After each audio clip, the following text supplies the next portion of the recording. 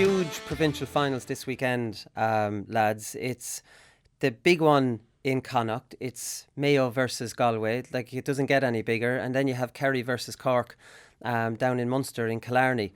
Like, I don't know, I'm looking around the different websites and newspapers, and it just feels like there's nothing going on this weekend, Johnny. Like, I mean, you know, I don't know. I think that definitely we're missing a trick regarding promotion. I don't think Mayo did any media.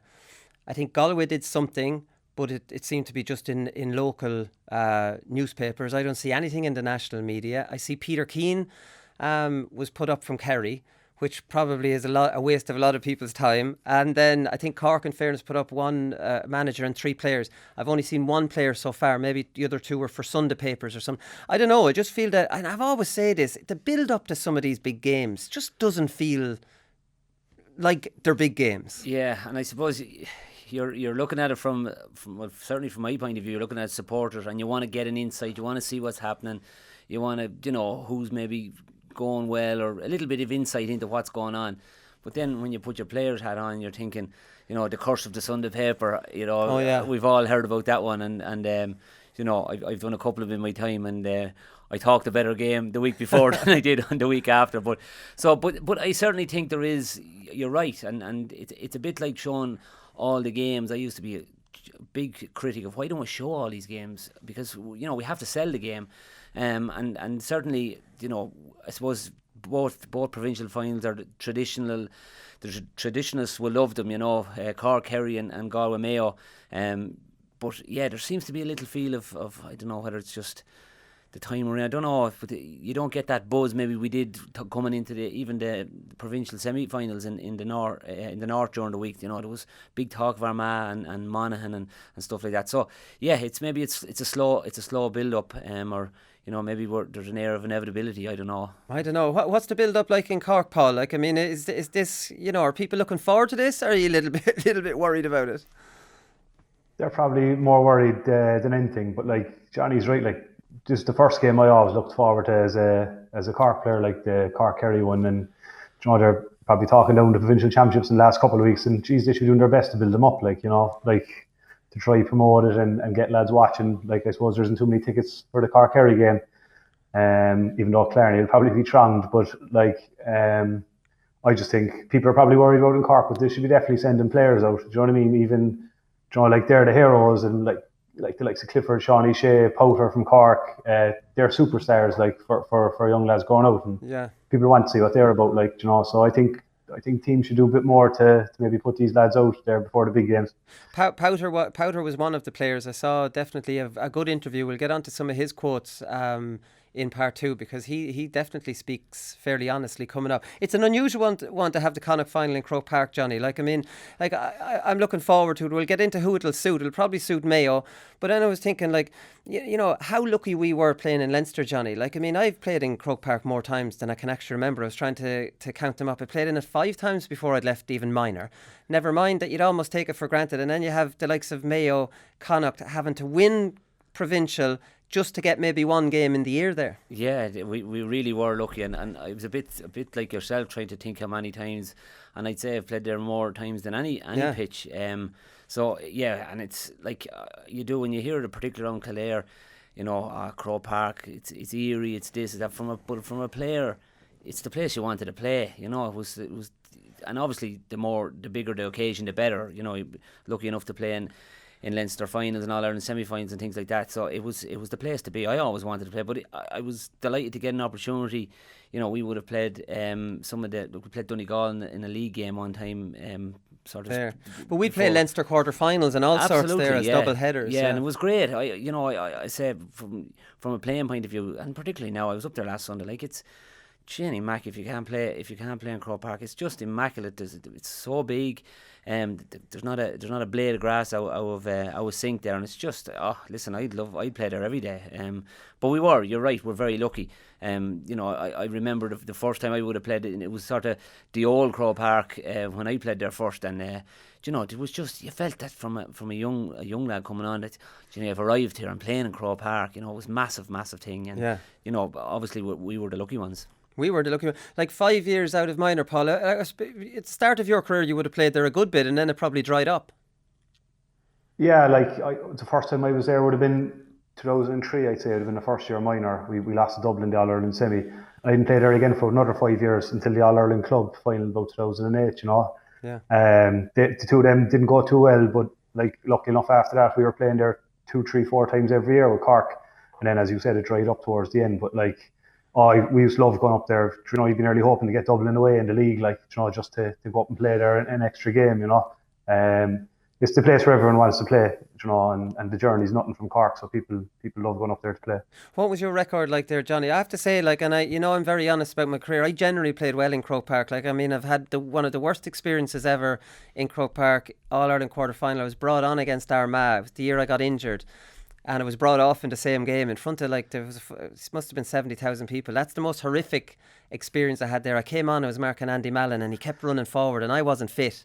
And I feel sorry now. Maybe that's what I have against attacking cornerbacks because of Andy Mallon experience. But in general, I played well there. I just loved the experience of it. I don't know, the pitch suited me. I don't know what it was, but generally, I did all right there. Yeah, well, look, from a record point of view, I'd say I had more bad days than good days in it, particularly on the big occasions. Like from a team point of view or from your own point of view? Yeah, well, I suppose it was a couple of days you'd want to forget from a personal point of view. I remember we played in 2005. We played Westmeath. Westmeath were Leinster Championships, and it was one of those games, Colin, everywhere I went the ball fell into my hands, and just one of those good days. And I thought it was cock of the hoop. I was named player of the month and everything. I thought I've arrived, and then we went to play Laois in the semi-final, and I had Adrian Fenley for company, and he never gave me Aidan Fenley, sorry, he never gave me a kick of it, so I was brought back down to earth fairly quick. But listen, a lot of big games, lost 2 semi-finals there, lost 3 Leinster finals there, so in general, I loved playing there. I loved getting up for the big game. People often say, kicking frees into the hill with a packed hill. I loved that. I loved the challenge of it. But as I say, from a team point of view, we normally went home with tears in our eyes. And unfortunately, Paul mightn't have been there too often, but he was there for the big one to bring home an All Ireland for Cork and 10. So he went for quality rather than quantity. Well, that's it. Yeah, my experience is probably similar to that. All right, at least Paul might have played there less, but actually won something. What was your routine like coming up from Cork? Because coming from Laois, we'd warm up somewhere, maybe St. Vincent's or something, and then you do a bit of a light kick around there. Would you do that, Paul, or would you just go straight to Croke Park? Yeah, no, we used to always come up on the Saturday. Back when I started, we used to get the train, when that was still going, and then it was the bus. But my first manager, Conor Coonan, he wanted to keep us well away from Croke Park, so we used to be in fairly plush facilities. We used to be out in Killarney in Fitzpatrick's, and it was an unbelievable spot. They had no interest in football out there, and it was fairly luxurious. And I think he wanted us to spin into Croke Park as well on the match day. We used to do a bit of kicking all right the day before, but I used to try to do as less as possible. I used to hate that, just try to rest up. But we used to always go the day before, and especially under Conor Coonan, we used to stay out there for a couple of years, and then the new managers kind of took us into the Burlington and around the city and stuff like that. But up the day before on the bus, you'd be going up around mid-morning and kind of have your grub that evening, bit of kick around during the day.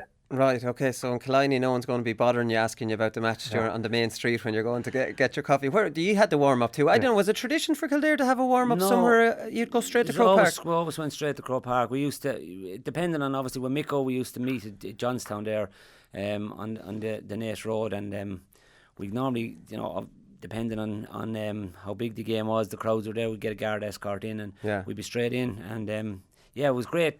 Like I always, I think with one occasion under Kieran we stayed out in the Marriott out in Johnstown the night before, which only happened once, and I always preferred to stay in my own bed. That was a stupid idea anyways. Yeah, and well the result didn't. We blamed it for when things didn't go well, but so we were lucky. Sure, it's only a spin up the road for us. Yeah, exactly. But like I mean, the dressing rooms in Croke Park. When you go into the dressing room, like I mean, would you go into to explain to anybody listening, the routine would be you'd land in Croke Park, you'd watch the first half of the match before you, and then at half time you'd be shepherded in, and you come in and you might watch the second half, and there'd be a television in the room or whatever, and then there's a warm-up room, and then the physio room is off it again. They're grand big luxurious dressing rooms. I don't know, I like to sit down and read the programme for a little while. Paul, what did you do? Did you go in, you see other fellas and they're in the warm-up and they're kicking a ball against the wall and they're in the zone and you're like, relax. I used to go out and watch the game always. I used to love watching the minors if they were playing before us, just see how the young lads were getting on. And I used to always try to get a corner in Croke Park. There was little bit of extra space in one of the dressing rooms there, so that's what I'd go for. And then you'd see the young lads, the fridges used to be stocked inside Croke Park. They'd be stealing all the Powerade and throwing them into their bag and stuff like that. Like so. But yeah, I used to, and then just go in for a small bit of a kick, nothing major. But that warm-up area was handy, like they're in the new Park and Queen now, and it's nice for fellas probably to get the eye in before the game. But geez, you wouldn't be going too mad, save the energy, to be plenty running to come. Yeah, you have little you have ones of them in Páirc Uí Chaoimh. Páirc Uí Chaoimh is near like a mini Croke Park now, isn't it? Yeah, tis fairly class now, and when you come out and you look up and you see the roof of the upper deck, I always just loved that coming out of Croke Park. When you run out the tunnel, you could see the roof. It just seemed massive, and in one of the stands now, it's like that in Páirc Uí Chaoimh. So, it's a great place for young lads to grow up and play now in Cork. Yeah, no, definitely. Come here, is a question. When Micko was over you lads in Kildare, did Micheál O'Meara come into the dressing room before every single game? Yeah, every game. He'd come in and he didn't say a whole lot. He'd probably pull Glenn to one side and have a word, and he smiles and just wish you luck. And I suppose that was part of the ritual. But I know him. Was that him knowing Micko, or was that? I think it was. Well, I don't remember him sort of post Micko coming in too much. Right. But certainly with when Micko was there. But then himself and Micko would have been allies. He would have trained the Kerry boys in the 70s and 80s here in the Dublin based lads. He would have done a bit of training. So I'm sure that was the case. But he always came in and had wished us well, and I'm sure he went into the dressing room next door and wished them well. I don't know. We wanted to win more. Was he in the Cork dressing room ever? He came into our dressing room. He was coming to gloat after he was beat us. Really, he's never been before. But he'd come in. Cute enough. He'd come in after a match to your dressing room, would he? I saw him knock around once or twice. All right, yeah. He'd be floating around all the time, but he wouldn't be coming in to wish us luck anyway. I remember him always in the dressing room. Yeah, come here, James O'Donoghue's dropped himself off the panel, Johnny, which is like I just feel sorry for him, right? Because you have all these different players who are clearly brilliant players and just get riddled by injury, and it's not just one injury, it's down when another one and another one and another one, and the poor fella hasn't been able to get a clear run of it. So I'd say just in his own head he's had enough and he wants to go back to the club. And I think he played for Killarney Legion last weekend and only played the opening half. Now I'm fingers crossed that was only that they were looking after him rather than something happened. But he's a huge loss to Kerry. Maybe not in the last 2 years because we haven't seen him all that much, but at the same time it's sad to see him having to. He's not far off retiring here, really, is he? Yeah, and I suppose he never, he reached the heights that he did when he came on. He burst onto the scene, really, and look at in full flight. He was a fantastic player. Is it 14 or 15? He won Footballer of the Year. 14, yeah. Yeah, so like he was a really exciting player and was a real plus of that Kerry setup. And it's maybe if it is the injury. That sort of, and a lot of it is trying to get the head right. There's such. Look at, I don't buy into the whole. This is tough. The inter-county scene. I loved every minute of it. And when you're there, you're in that bubble. But maybe if he felt that he'd nothing to contribute anymore, he was struggling maybe with his fitness and then it can be a tough place when you're in that headspace. And it is. I think you're right. I think it's a little bit sad to see him maybe dwindle off in the fashion because his body couldn't withstand it, it's tough because he was a fantastic player, and we probably didn't get to see the best of him for over a long period. The reason he was so exciting is he just goes at his man every time, Paul. Like, I mean, he's just like, he only knows kind of one way, and that's forward, and defenders just haven't seen him just taking him on with massive pace. I think it was 2014, I was down in Páirc Uí Chaoimh. You won't want to remember this too much. You were favourites going into that game. I remember Kieran Donaghy was on the bench. He scored 8 points from play that day, 10 in total, and that kick-started his whole season that year. Yeah, like I actually remember him in 2012 as well. We beat him in Páirc Uí Chaoimh, but he came on at half time. We were always 3 or 4 points ahead, and he was just a thorn in our side, like a young fella. He just, like that, kept taking the man on, could kick the ball left and right. He kind of strike the ball rather than curl it, and he was just always asking questions. And then obviously 2014, like it was almost like his coming out kind of game, really. Like he destroyed us. Yeah. I think he had 10 points in total. And at the time, like our club manager would have been Stephen O'Brien, who would have played the 80s and 90s with Cork, he was obsessed with him. Like he was saying, James Dunne makes 8 runs before he gets the ball, he stays inside the 45, and he would put right pressure on us in the club to move like him. But he's kind of a fella you think he's only in his mid-20s, but he's 31, like, and he's had a lot of injuries. And as I said, like, he's just, since then he hasn't really kicked on, like, to be the player we thought he would be. Like it was obviously good from a Cork point of view, but from a GA point of view, fan point of view, it wasn't great to see. He obviously had loads of injuries. Like, and we actually played him in the club last year, and I thought he looked sharp. I thought he'd have a big say this year, but unfortunately, look, there's massive competition there too, and it just probably didn't work out for him. It was at the start of last season. I think he played the game in Croke Park under lights and scored 3 brilliant points in the first half, and then they took him off to or maybe he got injured that day. I think that was the last probable game. But that year in 2014, he scored 8 from play, 10 in total against Cork. Then he got 1-5 against Galway in the quarter-final. I remember that. 1-3 then in the drawn against Mayo, and 2-6 in the replay in Limerick. Him and Donaghy destroyed Mayo that day, and then he didn't score at all in the final. Neil McGee followed him everywhere, I remember, but he won Player of the Year that year. So, like, I mean, it's pretty sad to see him having to drop off because of injuries. But, like, I mean, I suppose that's it. I always say, Johnny, what's the most important thing for a player? Staying injury free, as far as I'm concerned. Like, I mean, you know, I'd take being less fast or less skillful and get a clear run of things. There's nothing worse. Like, I mean, I've my hamstrings messed up my career. Like, obviously my personality messed it up as well, but my hamstrings messed it up on the other side. And I didn't like to say that. I'll say it before you say it, Johnny. But that's it. Just stay injury free. You were lucky in that regard too. I was steeped. Like, you were talking about hamstrings. I never pulled a hamstring in my life. You know, I was just steeped. But the thing, you know, when you do get it, it's so frustrating, because it does. You know, even a niggle. The one thing I always felt in my own head was that if I was fit, you know, eventually you'd outrun your man, or you'd get a break. But if you're going into a game and you're struggling and you maybe haven't done the work, there's doubts in your head, and that's for me. That was always the biggest part. And then if it's a reoccurrence of an injury, as I say, I didn't have to go through any of that, but a reoccurrence of an injury, you're just not sure. You're maybe afraid to put the boot down just because, you know, the last time you did, there's a bit of a pull there, or whatever the case may be. So, you know, and even with so much, you know, from a medical point of view now, they've every box ticked, but the body just needs time to heal. And you know, with the pace of the game now, with, you know, the conditioning of that's involved in county teams, it does put the body under strain. And if there's any ailments there, it comes to the fore. And yeah, I agree with you. You know, if you can stay fit, you have a chance. You know, even in your own head, you have a chance. We were talking about GPSs, Paul, on the hurling show. And Conal Keaney was saying that in the Dublin setup, the medical, or the what would you call them, the guys running the GPSs and the stats and the sprints and the kilometres covered had way too much say in a setup. They were making presentations, they were telling you what other teams were doing, they were, you know, feeding down information that you've slowed down during a game. They're doing all these things, and he said that it takes a very strong manager to say, hang on a second, Paul Kerrigan, Johnny Doyle is playing well. I don't care that they've slowed down a little bit. I know what they can do. Have you? It just popped into my head. Did you notice that? Because me and Johnny are out of the game longer than you. You were there till last year. Did you see these lads having more and more influence over what managers kind of decide?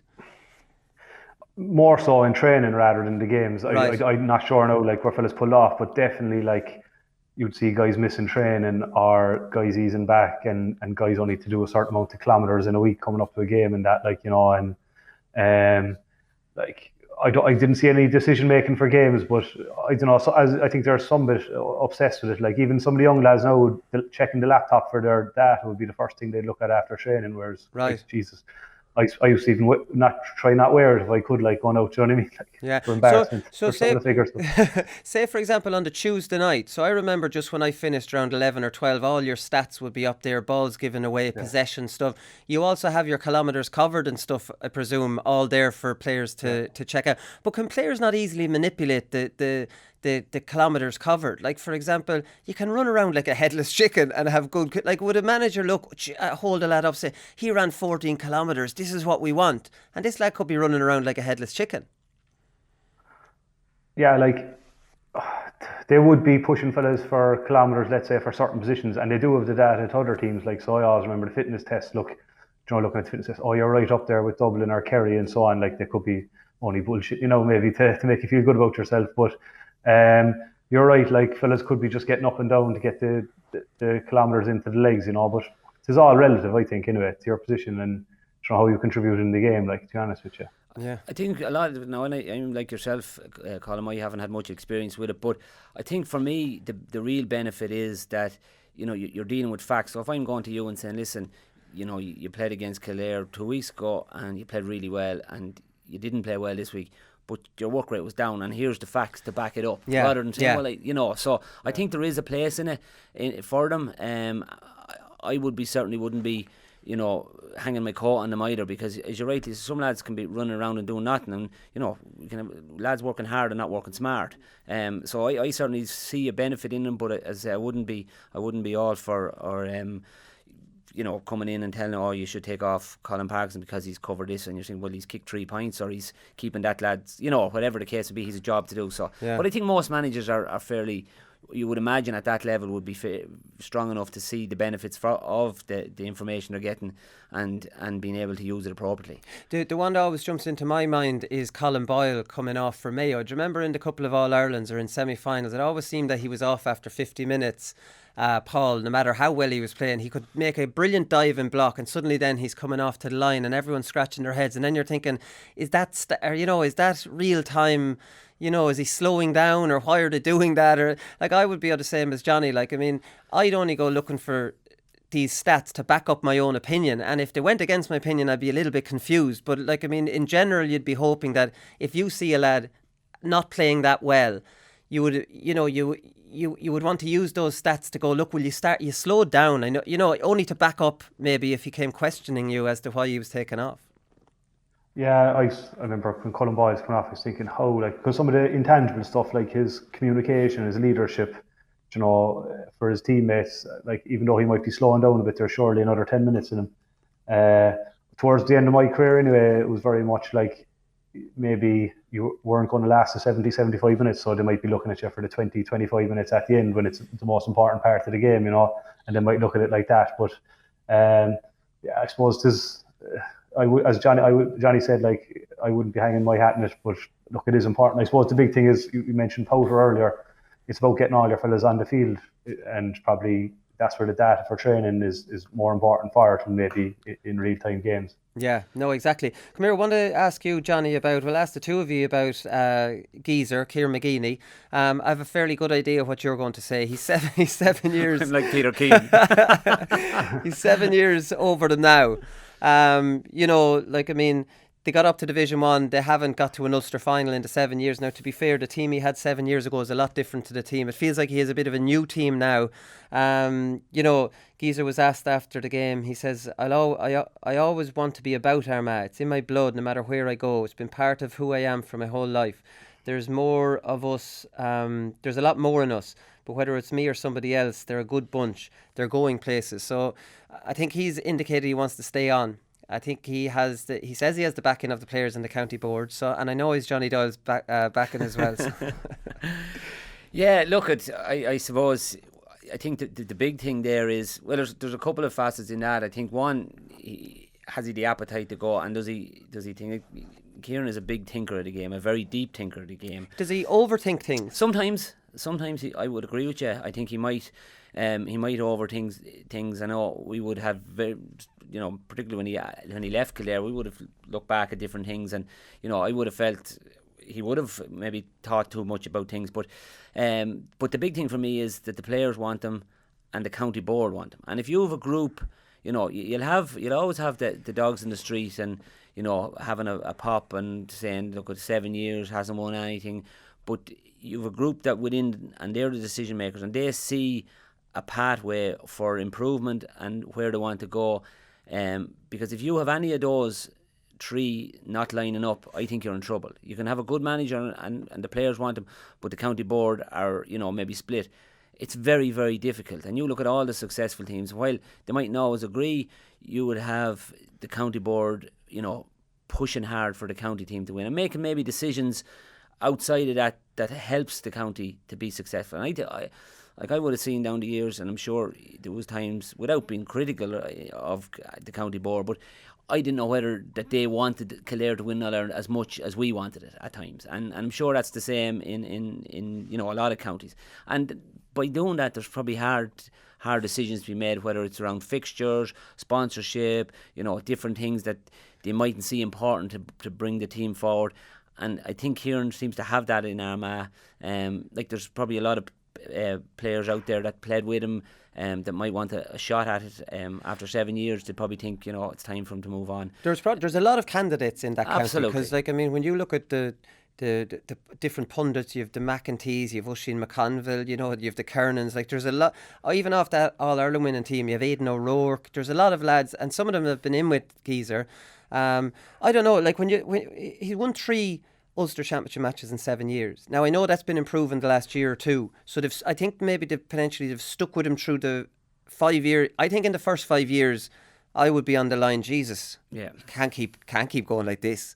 They were down in Division 3. I'd probably be on the line to give them another year. But if they don't get to an Ulster final next year, you might be thinking it's time to give someone else a chance. Yeah, and I know for a fact that he's probably thinking the same. Maybe, have I brought these as far as I can? These are conversations we're having here now that were had in Kildare after 6 years, and we decided that it's time for him to go, because the clubs voted him out, did they not? By one vote, was it? One vote, yeah. And there was...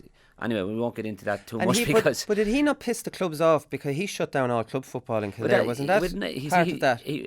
There was perception and facts, and that's where, if we GPS for some of the factual information, there was times, Colin, where players were released, and for whatever reason, maybe lads not maybe carrying knocks on, didn't play with their clubs. Okay, I would have been always one that wanted to play, maybe going through a bit of bad form. Any chance I got to play with Alan Wood, I wanted to play. Now, you're dealing with 32 individuals that obviously not going to align. But if a lad didn't play, if I decided, I could really do without this match. Just minding yourself. I'm minding myself, big match coming, and you come in and say, listen, I'm not fit to play. Oh, it was Kieran McGeeney doesn't want. He said he could play but he didn't want him playing. Right. So, and that, a good bit of that happened in Kildare. But I think that the big thing at the end of Kieran's time was, didn't won a Division 2.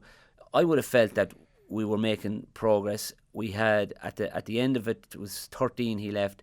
There was an under-21 team of the Paul Cribbins and Daniel Flynns and all these guys that had been successful, and you felt that if he got his hands on them. I remember when it was finished, a very astute Kildare man said, this will set Kildare back 20 years, letting Geezer go. That was his, and we probably haven't reached, we haven't reached the heights again. Yeah. But again, it's opinion. We'd nothing really to show, and that probably doesn't sit well with me, the fact that he won nothing. I would say we won nothing, but we competed. And he did compete. He definitely, I think he did a very good job with Kildare. I think he did a much better job with Kildare than a much better record with Kildare than he has so far with Armagh. What's your take on it, Paul? He'd 6 years with Kildare. He made Leinster finals. He made All-Ireland semi-final. Could have been an All-Ireland final. He's nowhere near that level with Armagh. He'd one good run in the qualifiers and got destroyed by Tyrone in the All-Ireland quarter-final. They beat Fermanagh, Westmeath, Tipperary, Kildare before getting hammered by Tyrone. That's his best year with them. Yeah, it is a strange one. It's probably taken him 6 or 7 years to get to here, where it probably took him only 2 or 3 to get where he wanted to be with Kildare. Even now, are they in the top 3 teams in Ulster? They're probably not. Do you know what I mean? So it's a bit of a tough one. I think he'll stay on. I think it's important that if the players want him, if you get buy-in there, that's half the battle, and the county board want him. I'd agree with Johnny.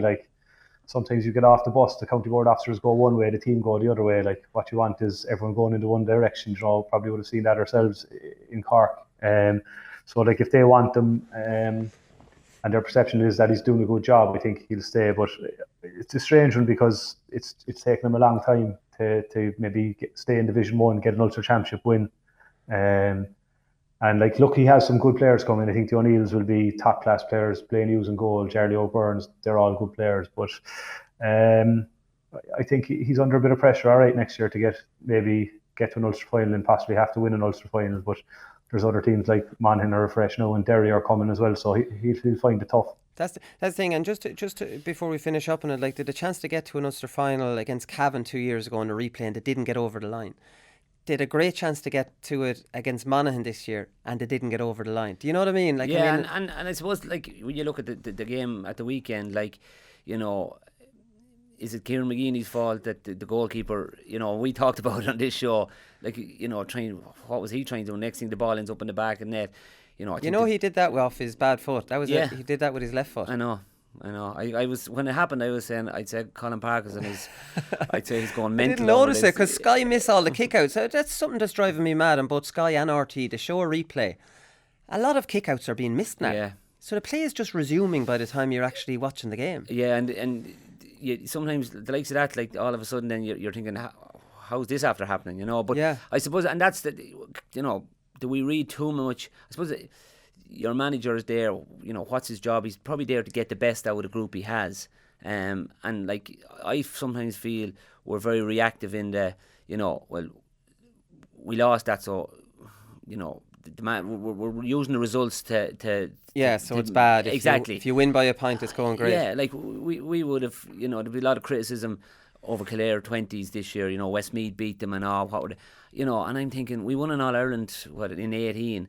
We're beaten in the first round. Do you know what I mean? So, like, everyone has a different way of viewing the same thing, and so I wouldn't be as critical over the result. You know, when you put them down on paper, as you said, 3 Ulsters in 7 years, it's a poor return.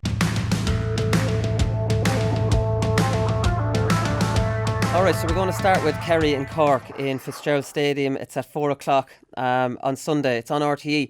I'm going to start with you, Paul, and a quote from Sean Powter, which is a great quote. I fully believe we're going to beat them. We've beaten them all the way up, under 21, and we beat them last year.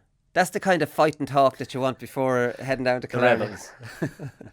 Yeah, that's the kind of fighting talk they'll need, hopefully. Like, and in fairness to Powder, he's backed it up every time he's played it. You know, he hasn't played too many games due to injury, but he's been our best player nearly every time he's played. And you know, he's a leader. You know, he might be small in stature, but he's a great bit of stuff, really. Like, look, they'll be under pressure. I suppose I was reading quotes as well from Ronan McCarthy. He said kind of could be a cagey game, and from Luke Connolly, who said you don't want to get into a shootout with Sean O'Shea and David Clifford. And if Luke Connolly's saying that, there might be an indication of that it could be they could maybe have numbers back and try maybe keep Kerry from scoring. But look, our biggest thing is I think you have to score to beat Kerry. We've only got 13 scores last times few times we played them. And we beat them last time, we got 112, and the year before we got 310, we lost by 3 points. But look, we're going to have to score that little bit more, I think, than what we have been doing in the league and maybe against Limerick. Well, that's the important thing. You'll need to score goals, I suppose, Paul. I mean, it's interesting that Luke Connolly said that, because Sean Powder said there'll be a lot more football the next day, kick passing and stuff. It'll be a stiffer test for the defence, but I feel like we'll be up for them. You know, so like, I mean, if Luke Connolly's saying we can't go toe-to-toe, and Sean Powder says, you know, well, what I read into that is maybe we're going to have less help in defence because we want to kick. There's no point in kicking it, there's nobody down there. So I suppose maybe Cork are just keeping everybody guessing how they're going to approach it. Yeah, look, I know Sean maybe said he'll kick a bit more, but we haven't been kicking the whole pile, so you couldn't imagine us going all out kicking. No, we need to do it a bit more. I think if they brought someone like Mark Collins to centre forward, he'd help that. Do you know what I mean? Right. But like, I think a lot of Cork's main players are runners, let's say, and that's how their game probably will be based. Yeah. How do you see them doing it, Johnny? Like, I mean, when you look at it, the way I look at it is you've got Clifford, who you need to play a man in front of him, right? I would just need to play some man in front of him and let cover his runs. The problem with playing one sweeper against Kerry, their diagonal balls and their movement is so good. You nearly need to go as Tipperary and play 2 sweepers. You play 2 sweepers, you've no attacking game plan. Yeah. It's a difficult one, really, you know, because one sweeper can get taken out by a good diagonal ball, and Kerry are experts at them. Yeah, and you try to nullify Clifford, which is easier said than done too. You have Paul Ganey, you have Sean O'Shea, you have Paulie Clifford. You know, these are all decent forwards as well. It is going to be a big ask of Cork. I from what we've seen to date. You know, Kerry would have got an awful lot of criticism last year of the way they approached the Cork game, and I can't see them falling into that trap. You know, they're going to go to play to their strengths and get as much ball up the field as quick as they can, and into the danger men. And while, as you say, Cork can plan to get a lot of bodies back, it causes them problems the other end, because you rightly point out, I think they're going to need goals, and they're going to need probably 3 or 4 of them, I feel, to get over Kerry. It's a big ask in the form that Kerry are in. But listen, you know, Cork have done it in the past. I just don't see them having the quality all over the field really to trouble this Kerry team. Do you, like when you see Monaghan able to get 4 goals, Paul, you know, a lot of them coming from kick passes in, and you know, some nice skillful play. And Cork have some forwards that, if they are brave and they say, right, you know, Foley can be got at. O'Buglee can be a bit of a headless chicken at times in the corner. You know, can he be got at? You know, Tom Sullivan's probably their stickiest defender. If they're brave about it, you know, but that's the thing. You know, if they're brave and they ship 3 goals early, we'll all be saying, oh, geez, maybe they should have dropped back and mind the house. You know, it's not an easy one for Cork. Do you think how do you think they'll approach it? Yeah, like attacking wise, I think, like, if you saw the Limerick game, when Luke plays out the field, he nearly plays a bit too deep and he's looking for the outside of the boot. He should be close to goal. Like, I'd keep him up, Hurley up, and Sean Powder was right. Like, they have caused the Kerry fellas you've mentioned problems underage and a little bit of senior. So I'd be keeping Luke Connolly, Brian Hurley, Dan O'Deneen, who had a good game the last day, and Mark Collins as your 4 up, and then having your 2 wing forwards working up and down and maybe filtering back and then letting the wing backs fill in those spaces either side of the D, you know, and keep an eye on the likes of Clifford and Sean O'Shea. One problem from Cork, I thought, throughout the league, they're fouling a bit too much. And like last year, it was a monsoon against Kerry, and Clifford was uncharacteristically missing frees. He probably won't do it the next leader with Sean O'Shea. He's on fire. So defensively, I think Cork will have to stop shipping easy frees. And I don't think they'll play a full-time sweeper. I think they'll filter their bodies back, and, you know, maybe wing forwards go to the half-back positions, and the half-back then will drop in. Right, okay. So the Powder marked Sean O'Shea the last day. Who'll pick up Clifford? I think what they tried to do with Powder is they nearly get one of the midfielders to sit centre back, and they use him then to attack. Do you know what I mean? Yeah. As a weapon there, because he's very good off the shoulder, obviously, and then he can run beyond the ball and take the ball over the top as well. I wouldn't be surprised to see Paddy Clifford out, kind of buzzing around Powder either. Do you know what I mean? And maybe trying to tackle him hard and annoy him and track him, because he seems to show the engine so far this year. Yeah, so like, I mean, Paddy Clifford does play in the half-forward line pretty much. Like, I mean, he's not in the corner, he's picked in there, but he's always buzzing around, and it you know, his deliveries are excellent. You know, and they rotate a little bit about who's going to be. Clifford will always be in there. We saw Sean O'Shea in there against Clare. You know, like, I mean, Geaney can drop in there. They're very fluid in the forward line. Other than Clifford, the others could pop up anywhere. Yeah, and I think that's the strength in Kerry, isn't it? Like, I mean, you can't second guess them, because they're really good ball players, absolutely brilliant finishers, but still can play any of those roles in that forward position.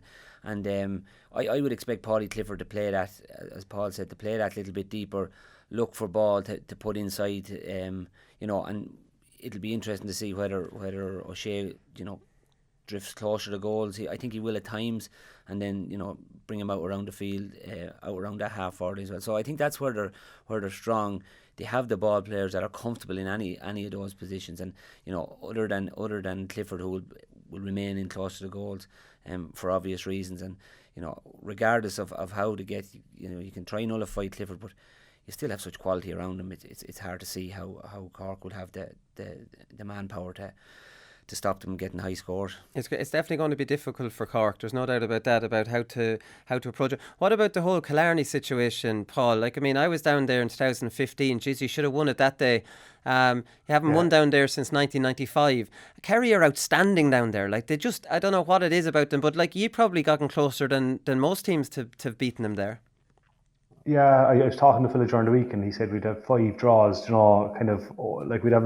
I remember 2010, Gooch got a free last minute for him to draw it. 2009, Brian Sheehan got a free to draw it.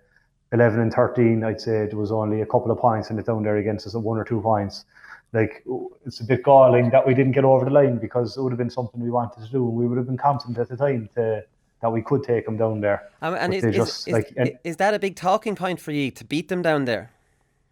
It would be a traditional thing, yeah, Right. because I suppose in the late 80s and up to the mid 90s, Cork had it well over Kerry, Yeah. And like there's been good teams gone down there and come away with draws, like so it's just down there, and even they just probably don't want to be the team to lose to Cork down there. Like, who would have thought Young Fitzgerald would have kicked the last minute point in 2015?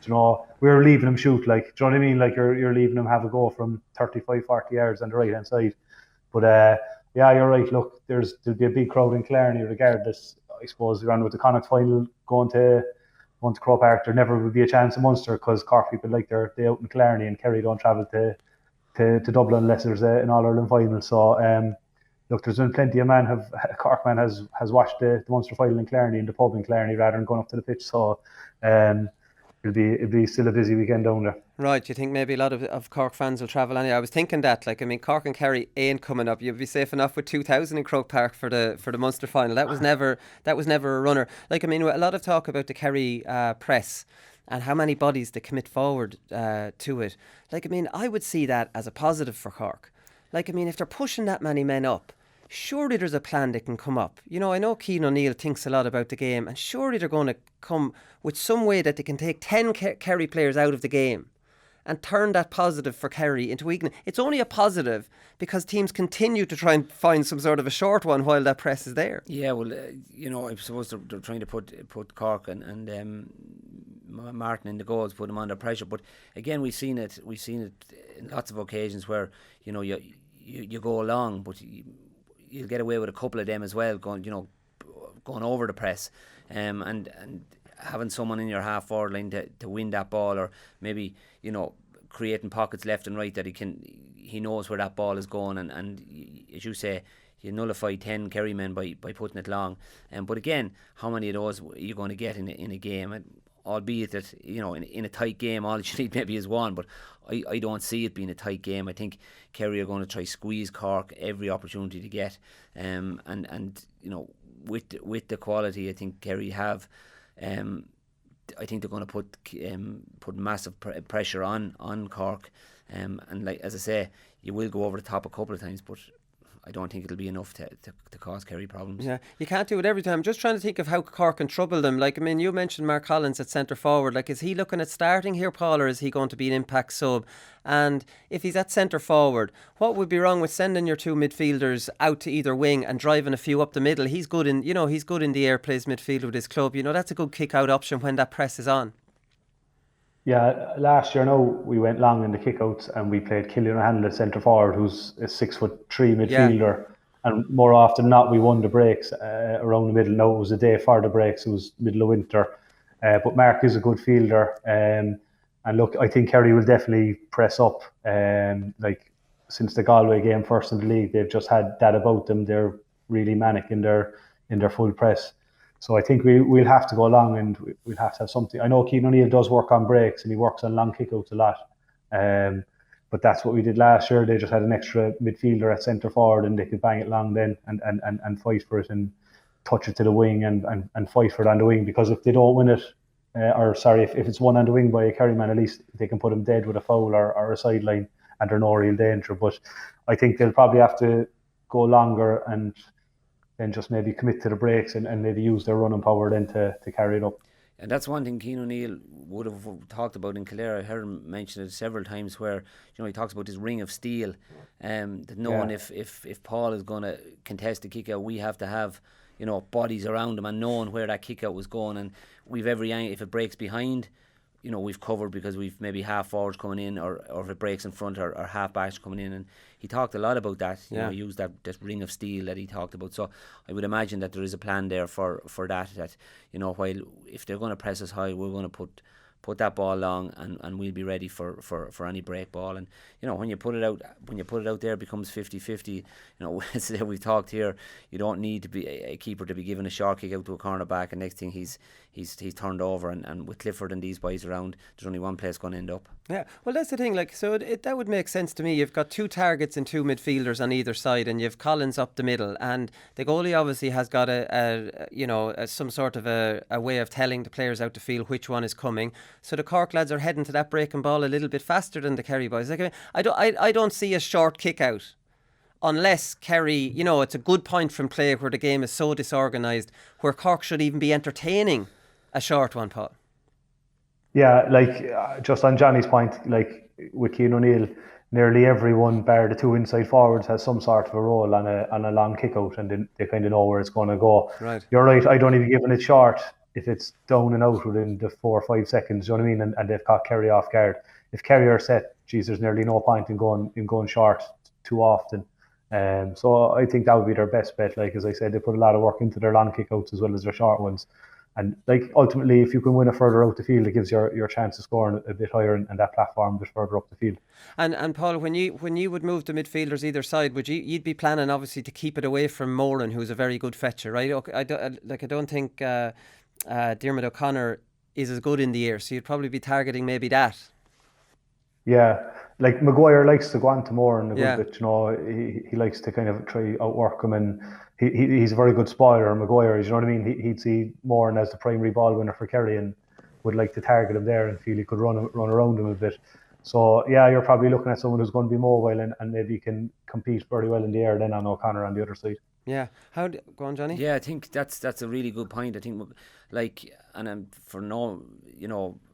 David Moran has a lot of mileage on the legs. Sunday's to be a really hot day. You're going to spoil. He's really strong in the air. Maybe spoil him in the air and then put him on the back foot. I think that's an area maybe Cork could exploit Kerry a little bit.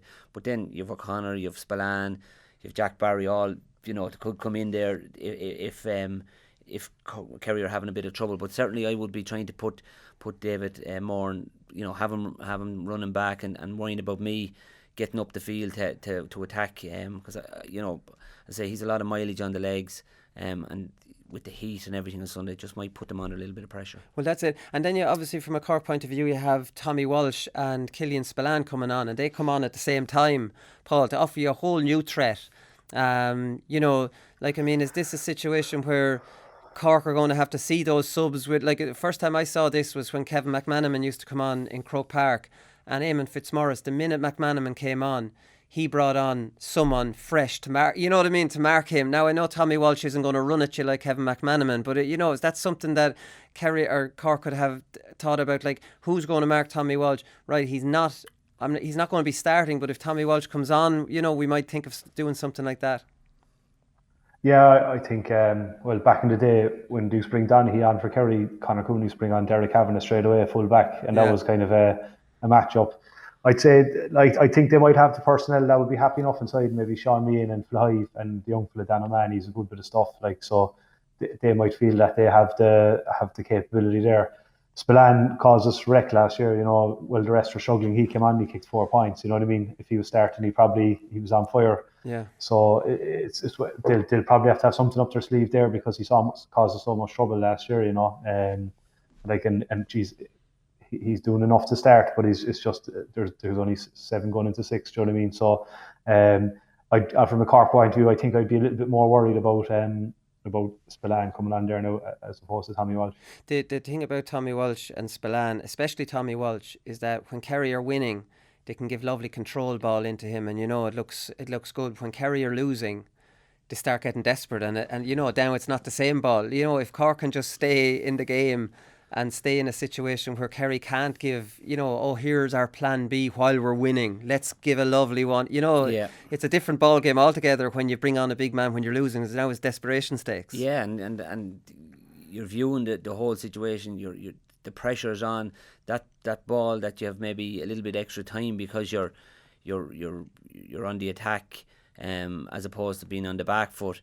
They like Tommy Walsh will want ideally them diagonal balls in where he can attack them, not sort of landing down where the full back and just get a break on them, and that's where he's really strong.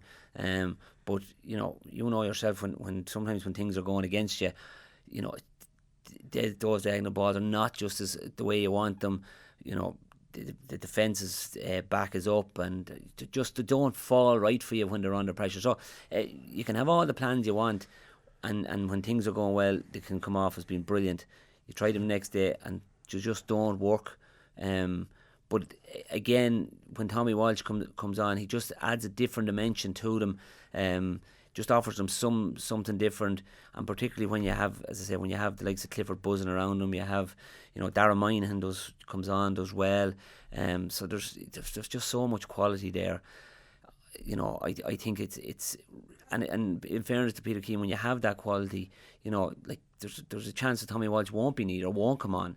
You know, and it gives them a different option. So you can plan for all these things. I'm sure Ronan McCarthy will, and his management team will look at all these things. But there's just so many different options for Kerry. It makes it very difficult for them. No, it definitely does. Rory Dean has... Go on, Paul. Sorry, I think from Peter Keane has probably moved Tommy closer to goal, whereas last year he was over around midfield, and he's probably far more dangerous inside there than he is around the middle. You know, I think that, and as Johnny said, he gives that other dimension. So, like, I suppose when we were playing him last year, you were nearly happy enough to see him out around the middle and obviously around their full back line towards the end of the game. But like, he might get a run at the weekend, but he's probably that thing, something a little bit different from him. Rory Dean is another one that has the beatings of Paul Murphy, you know, when he comes up against him, definitely in the air. He'd be a kick-out option as well. Is there anybody, I know Mark Keane came on last year, Paul, and it was actually gas. He obviously got the goal, but geez, he was criminally underused. I know it was a dirty day, but when you see Kerry against Dublin in Thurles, and you saw how much trouble they got from the bloody, you know, a good, even I remember Scully just gave the random one in, and Paul Murphy got caught under it, and Con Callan got the easiest goal he'll ever score. Is there anyone that we might see a little surprise to, you know, stick in there, and maybe for 2 or 3 route ones, you know, during a half? Yeah, I don't know about route one anyway. They did put Rory Dean, kind of started him full forward in 2018, and we got 2 early goals in the park. Was he full forward that day? He was wearing a half forward number, and he started inside. We actually got 2 goals, I'd say, in the first 10 or 15 minutes, and he actually got a black card, and he was a big loss, and we were beaten well in the end. So, like, he does drift in there. I know they do tell him to drift in there, but it's just trying to get the service quickly and accurately is probably a bit of the issue. Do you know what I mean? So he's probably the only guy really that you could put in there. Mark Collins too has played closer to goal the last couple of years. He would have played against Laois there 2 years ago and done very well, you know. And he can field, but I think he's probably needed a little bit more on the 40. Yeah, exactly right. Who are we going for here? I'm going to go for Kerry. We're after talking Kerry up that much. Usually when it's Kerry and Dublin, you're talking about how you're going to be able to manage them, really, and that's kind of the level they're kind of at now. Quickly, Johnny, Kerry or Cork? I'm going with Kerry. I just think they've too much quality. Paul? I'll back up Sean Powter and believe we can beat him. But, we've done it at every age level, and there's no reason why we can't do it this weekend. That'll be the speech in the dressing room. That'd get me going. Yeah, I like those kind. We've no fear of these lads. Yeah. Who are they? Okay, the other big one obviously is Mayo Galway, lads. For me, Johnny, Croke Park is a big advantage to Mayo. We know Galway are going to drop men back behind the ball. That's their style now. Whether that's not what it started out with. That's what it is now. You have O'Lee, he'll come back as a sweeper. They'll get plenty of men behind the ball. The problem is, in the heat, in Croke Park, that's not a great game plan. And, you know, intensity-wise, it's all based around intensity and running, and a hot day in Croke Park with all that wide open space against a team like Mayo who love Croke Park. Yeah, and Mayo are, you know, they're happy to go to Croke Park. Like we talked about bringing Cork or Kerry up, they won't travel. Mayo will travel. Like there was 18,000 for tickets, I'd say. Yeah, it's a 15 or 18. I think it was 18 last weekend. Right. Anyway. Oh, it's 18. The Ulster's 15 for some reason. Anyway. Yeah, well, I think it's 18, but like, you know, you'd wonder. Mayo will fill 18, no problem, and they love coming to Croke Park. So you certainly would think that it would suit them. It's sort of home away from home. But I still give Galway a chance. If they have some exciting forwards. Shane Walsh now, there's a good chance he'll be out the way he came off with the hamstring. It looks, unless it was just precaution, but when he came off, he looked into it. That was the thing, that they played it down afterwards, but the speed he was running when he pulled up with that. Yeah, and I don't know. He's an explosive player. You very seldom see him, at half. When he gets the ball, he's just gone. And as you point out there, like if you're going at that pace, the hamstring is not saying, listen, slow down, I'm getting tired here. It just normally goes. Yeah. And that would be a massive blow. And if it was the way he did come off, it looks like he wouldn't have time to recover. So, but I still think Paul Conway around the middle. Paul Conroy, he's been playing very well. Yeah, he's playing really well at the moment. And Matthew Tierney, part of him, he took his goal very well in the last. So I still give them a chance. I think Mayo will be too strong for them. I would have been worried for Mayo. I'm a little bit. Killian O'Connor will be a massive loss and will be a massive loss. It could be the difference as they stay, if they stay in this championship. But certainly, and I know you can't read too much into the Leitrim game. Would put 5-20 past a very poor Leitrim team. And sometimes that can be good for confidence, but it can lead you up a path that maybe you think you're better than you are. But I think Mayo are a bit long in the tooth to fall into that sort of stuff. So, and then you've going into the last game, they had the issue with COVID and stuff. You think that's cleared up now, and they've McLaughlin to come back, Diarmuid O'Connor to come back. I'm not sure about him. Keegan. Yeah. So you think that the aces are with Mayo going into this one. Just tactically, Paul. Are Mayo the worst team to be trying to play this defensive system Galway have? Because can you drop back off McLaughlin, Oisin Mullen, Lee Keegan? These are players now that have got a head of steam coming at you like a train. You know what I mean? Is it a dangerous game plan to play, especially against Mayo? Yeah, I think it is. I think Aaron Kernan was speaking during the week on the show about Armagh dropping off and leaving Monaghan come up to their 45 untouched and with no contact, and leaving those boys go fresh. And they can pick off scores. Like Paddy Durkin is like a forward. Do you know what I mean? I think it's a dangerous game plan, and it's hard to do in Croke Park for a lot of it. And you're probably leaving a little bit, kind of a bit of a burden on the likes of Shane Walsh if he's fit, Damien Comer if he's how fit he is after just come back up front. Do you know what I mean? And Matthew Tierney, to do the bulk of the scoring. Look, Mayo's, in fairness to their athleticism, they've been ruthless throughout the whole Division 2 and their 2 championship games. They've done everything that's been asked of them. If they get the boys back from the COVID, and Lee Keegan, I think, was out with his shoulder, I think Galway will make a game of it, but it'll be hard to look past Mayo with these boys, and it'll be interesting to see how they do. Actually, it's almost like a new team. In fairness to James Horn, it's like when he started with the first team in 2009, 2010, he's moulded them into a really kind of massively conditioned team, well organised, well coached. Play with huge energy, really get to the pitch of championship. It's a big test for him in Croke Park, especially with Killian O'Connor, as Johnny said. So. I think Galway will probably have to get the pressure on in the middle third of the field, and the likes of Peter Cook and Paul Conroy will have to have a massive game in the middle of the field for him. That's the thing, and it depends where. I suppose if Diarmuid O'Connor comes back, he'd play back in midfield. He was on the panel apparently against Leitrim, but never came on. He's had 2 weeks since then. If he played in midfield with Ruan, you're putting Aidan O'Shea probably at centre forward, Kevin McLaughlin, and that really beefs up the half forward line, which I thought looked a bit wishy-washy maybe the last day. But Sean Kelly followed Aidan O'Shea in last year's Connacht final everywhere. Now Sean Kelly is their best man marker, so then you're left with Liam Silk, who's more of a footballer than a man marker, and Mulcairn having to mark Tommy Conroy and Ryan O'Donoghue. They won't like that. No, they won't. And I've been, I watched Ryan O'Donoghue at underage. I've been really impressed with him. I think he's just growing every game, and he seems to be given the mantle now of taking frees as well. So he seems to be decent enough at them, and he's a top of the ground player. He's buzzing the whole time.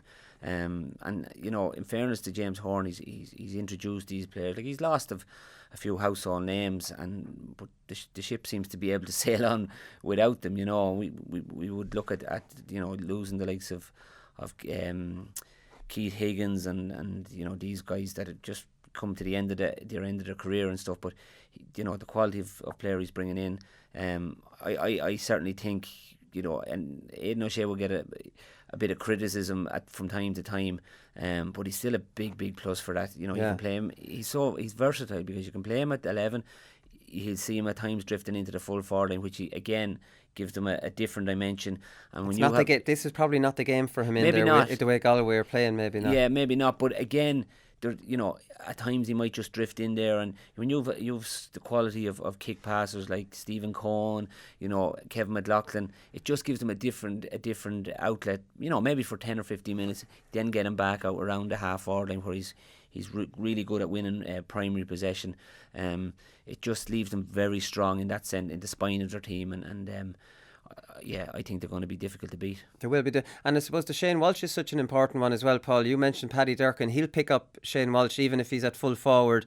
He did last year. If Shane Walsh isn't there, now Durcan will probably be out wing forward and causing all sorts of problems. So it's almost a double whammy if Shane Walsh, at least he takes Paddy Durcan out of the game. Now, not the way Galway would be thinking he can take Paddy Durcan, but you know, it's a double blow if Shane Walsh. What's your take on that, the way he went down with the hamstring and a 3-week lead in? Like, the reality is he wouldn't have done anything for 2 weeks after that. Yeah, obviously seen him up close, and you're right, like, he doesn't do anything half measures.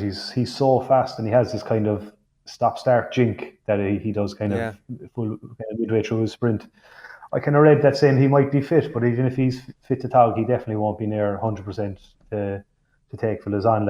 And Paddy Durcan generally picks him up. If Shane Walsh gets maybe coupled from play, 3 or 4 frees, Paddy Durcan will probably kick 2 on the other end. Do you know what I mean? So I don't think Mayo would be too worried.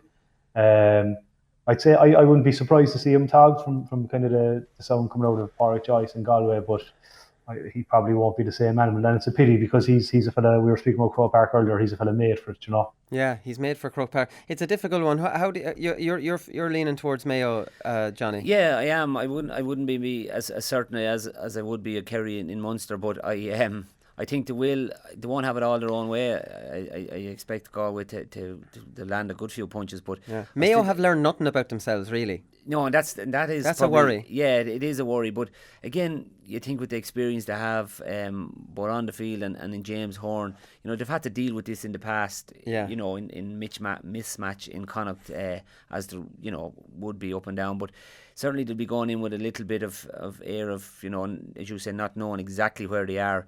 But again, they'll be delighted to go to Croke Park and to play in Galway. I think I'd be happy enough with where they're at. It's the second year. If it was last year, you'd say in his first year back or whatever. Yeah, exactly. No, or his second year back, with all the new faces. What's, you know, will they start Kevin McLaughlin? You'd imagine they will. Will Lee Keegan come back into it? Really, you know, like Lee Keegan is probably not the player for Mayo that he was maybe 3 or 4 years ago, where, you know, he'd take out a player, but he could also, we've seen him in the past, you know, bomb up the field and stick the ball on the roof of the net. You know, I don't think he's that sort of a player, just at the, you know, probably a lot of miles on the legs as well, but he's still a massive plus for them. So yeah, depending on what way he lines out and the man marking jobs he gives to different lads. But I think over the 75 minutes, I think they just have too much for Galway. Yeah, I went for Galway to win Connacht, but that was before the match was moved to Croke Park, before Shane Walsh, you know, did his hamstring. It was after Cillian O'Connor was out for the season. I've changed around now, and I'm leaning more towards Mayo, probably for those reasons. What do you think about it, Paul?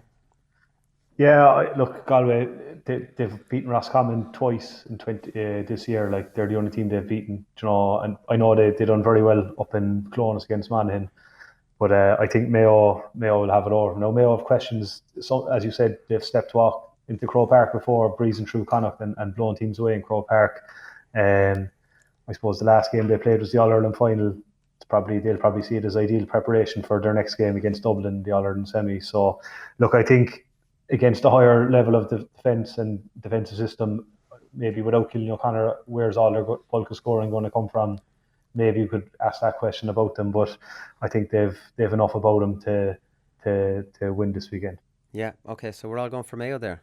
Everybody's agreeing, and we're with two of us are going for Kerry, and Paul has to be seen in Nemo again, so he went for Cork. Right, we'll leave it there, lads. We'll be back on Monday, and we'll review the two provincial finals. We'll talk to you all then.